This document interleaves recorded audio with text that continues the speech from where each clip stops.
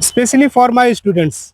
जब भी क्लास में हम लोग बायोडाइवर्सिटी या इकोसिस्टम को डिस्कस करते हैं तो इस प्लांट का जिक्र बहुत ज़्यादा होता है।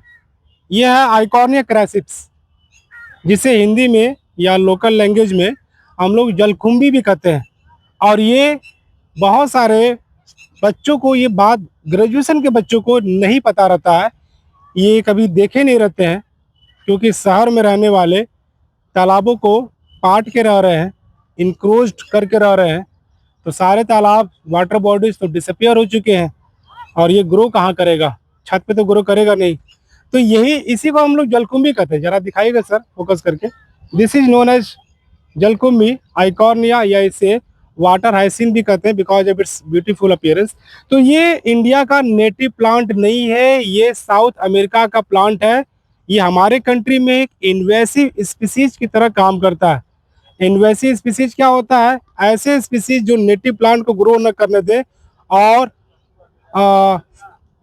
अनकंट्रोल्ड तरीके से nutrient deficient, water deficient environment में भी कोई भी प्लांट रैपिडली ग्रो करे, उसको हम लोग इन्वेसिव प्लांट कहते हैं। तो this is one of the example of invasive plant species. And invasion और invasive species is the second greatest threat to biodiversity. ये बायोडाइवर्सिटी का दूसरा सबसे बड़ा खतरा है, थ्रेट है। कैसे, आइए समझते हैं। एक्चुअली व्हाट इट डज, ये जहां भी ग्रो करता है, ये दो तरीके से स्पीसीज को, प्लांट को, बायोडाइवर्सिटी को खत्म करता है, एनिमल को खत्म करता है। कैसे, देखिए। एक तो ये जहां ग्रो करता है वहां के नेटिव प्लांट को रिप्लेस कर देता है। बस यही यूनिफॉर्म डिस्ट्रीब्यूशन आप इसी का देखेंगे। It replace all kind of native plant species. इसी का डोमिनेंस हो जाता है। बाकी जितनी भी तरह के नेटिव प्लांट स्पीसीज होती हैं उस इन्वायरमेंट में, वो सारी की सारी रिप्लेस हो जाती हैं। दूसरा क्या तरीका है, ये डीओ लेवल को कम कर देता है। डीओ क्या है? Dissolve oxygen. जो ऑक्सीजन वाटर में डिजॉल्व है, जिसे एक्वेटिक ऑर्गेनिज्म अपने रेस्पिरेशन में यूटिलाइज कर रही हैं, वो डिजॉल्व ऑक्सीजन है। और किसी भी वाटर बॉडी में डीओ का दो ही मेन सोर्स है। या तो इस वाटर में रहने वाले जो एक्वेटिक प्लांट है, सबमर्ज्ड प्लांट है, वो फोटोसिंथेसिस करे, उससे ऑक्सीजन निकले, वो ऑक्सीजन वाटर बॉडी में मिक्स हो, डिजॉल्व हो। और दूसरा, एटमॉस्फेयर से डिफ्यूजन हो।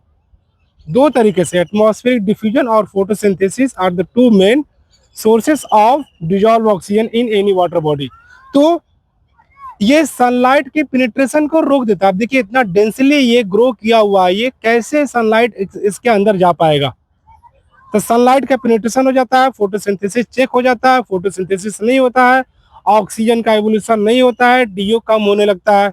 दूसरा तरीका कैसे होता है, ये एटमॉस्फेरिक डिफ्यूजन को भी रोक देगा। अगर ये पूरा वाटर बॉडी इससे कवर्ड हो जाए तो एटमॉस्फेयर से ऑक्सीजन डिफ्यूज होकर के वाटर बॉडी में डिजॉल्व नहीं होंगी, तो डीओ कम हो जाएगा। जब डीओ कम होता है, 2 मिलीग्राम पर लीटर से डीओ अगर कम होता है, सारी की सारी फिशेस की डेथ हो जाती है, सारी की सारी फिशेस डिसअपियर होने लगती हैं। और भी जो एक्वेटिक ऑर्गेनिजम्स है वो स्लोली एंड ग्रेजुअली डिसअपियर होने लगते हैं।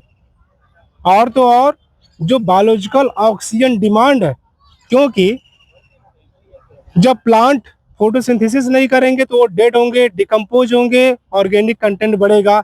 ये भी अपना लाइफ साइकिल पूरा करेगा, डेड होगा, डिकम्पोज होगा, इससे ऑर्गेनिक कंटेंट इस वाटर बॉडी में बढ़ेगा। जब ऑर्गेनिक कंटेंट किसी वाटर बॉडी में बढ़ता है तो उस ऑर्गेनिक कंटेंट को डिकम्पोज करने के लिए माइक्रोबियल एक्टिविटी को बढ़ाना पड़ता है।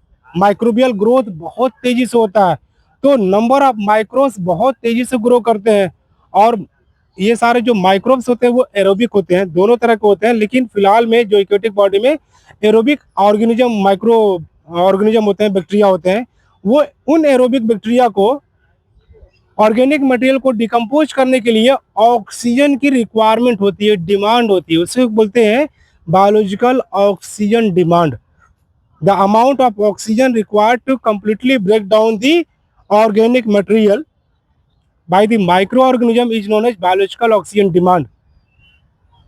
कि वाटर बॉडी में प्रेजेंट जो ऑर्गेनिक मटेरियल है उस ऑर्गेनिक मटेरियल को डिकम्पोज करने के लिए बैक्टीरिया के द्वारा कितना ऑक्सीजन की डिमांड है, रिक्वायरमेंट है, उसी को बोलते हैं बीओडी। तो बीओडी बढ़ जाता है, रिक्वायरमेंट बढ़ जाता है। तो बीओडी किसी भी वाटर बॉडी का बढ़ने लगता है तो धीरे धीरे ये प्रोसेस स्लोली एंड ग्रेजुअली बढ़ने लगता है। जितने भी नेटिव प्लांट है, ऑर्गेनिज्म है, एनिमल्स हैं, सारे के सारे डिसअपियर होने लगते हैं, डेड होने लगते हैं, और धीरे धीरे वो प्लांट वहाँ पे फिर वहाँ का सारा इकोसिस्टम कोलैप्स हो जाता है और पूरी तरह से वो डेड जोन बन जाता है।